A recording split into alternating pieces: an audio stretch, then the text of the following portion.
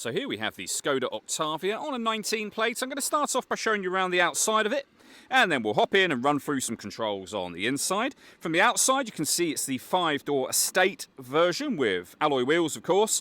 We're going to start off inside the boot area of the car first of all. The tailgate on this car will open electronically, as you can see, and as we approach the back of the car you'll also see we have reversing sensors and of course plenty of boot space. Okay, so we're just going to work our way back around to the front of the car, and then we'll hop in and run through some controls on the inside of it from there. But now that we've done a full circle, you can see it's in fantastic condition the whole way round. Briefly before we climb in, I think it's well worth seeing the interior from this exterior point of view. There's plenty to run through on the dashboard, so let's hop in and we'll do that now.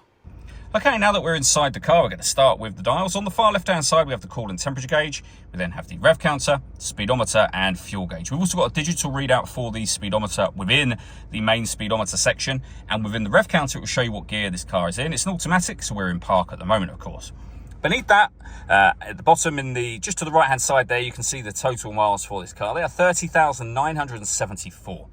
If we back out to the steering wheel, we have controls for the stereo. We can also change the information that's displayed in that central section using these buttons just here as well. And behind the steering wheel, the minus and plus paddles, so that you can change up and down a gear manually with this automatic gearbox. Over into the center, we have the main touchscreen. So we're on the radio menu at the moment, where you can see we have DAB, FM and AM radio. If you want to listen to your own music, you can do so under the media heading. And as you can see, plenty of ways to listen to your music, including Bluetooth audio. So not only can you make and receive phone calls, you'll also be able to stream your music wirelessly as well. That is, of course, once you've paired your phone, hit the phone button, then find mobile phone and follow the instructions on screen from there. Below that, we have dual zone climate control. You can adjust the passenger and driver temperature. You can increase and decrease the fan speed. You can determine what direction you'd like the air to be distributed in. The air conditioning is on at the minute, so that's off. Back on. If you hit auto, the car will now take control of the fan speed and direction of the air, as you can hear, to maintain those temperatures for you. You can override that whenever you wish to. We have a USB input, storage just inside here.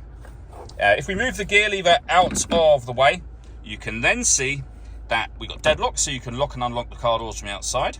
You can put the car in VRS mode, which I'll show you in just a moment up on the main screen. You can open the tailgate from inside the car. We can turn our parking sensors on and off, our traction control on and off. And you can, as you can see, adjust your gears so that you've got the normal park, reverse, neutral drive.